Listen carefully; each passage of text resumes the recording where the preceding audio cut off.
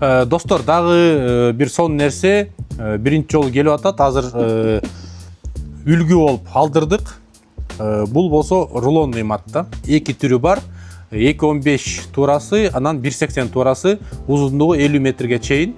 Азыр бизге бунун үлгүсү келди. Карап көрсөңөр болот. Мына момундай мат, сапаты өтө мыкты. Бул деген резина эмес, бул каучук түрүндө да. Аябай эластичный болот.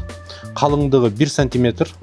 Буну болсо негизи фермерлер дагы, негизи башка өндүрүштөрдө эле колдонсо болот го менимче.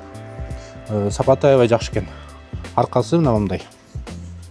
Буну салып туруп аягы толугу менен бир жер жабыш керек болсо, ошентип жаап койсо болот.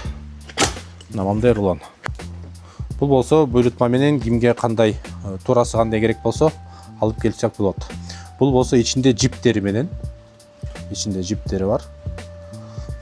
Түркияда жазалган, Түркияныкыда. Ошо достор, WhatsApp'ка жаза бериңиздер.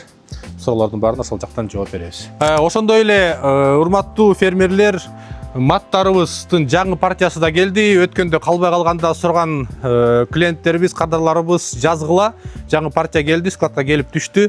Келип алсаңыздар болот. Азыр дагы бир нерсе көргөзөйүн. Буларды унутуп калыптырмын. Ванналар да келди. Аларга да келип алсаңыздар болот. Алган фермерлер колдонуп атышат. Фермаларда колдонуп, ичине дарыларын куюп обработка кылып атышат. Иштеген жакшы. Мына мол нерсени көргөзөйүн деген. Бул болсо хедлоктор. Хедлоктордун азыр үлгүлөрүн алып келдик. Кимге керек болгон болсо, бул жака келип, темирин карап, механизмин карап, кандай жасалган, кандай иштейт көрүп, бул эми буйрутма менен келет. Эгер көп санда керек болсо, анткени эми ар бир адамдын фермасына жараша, ошонун ферманын бая узундугуна жараша булар болот да.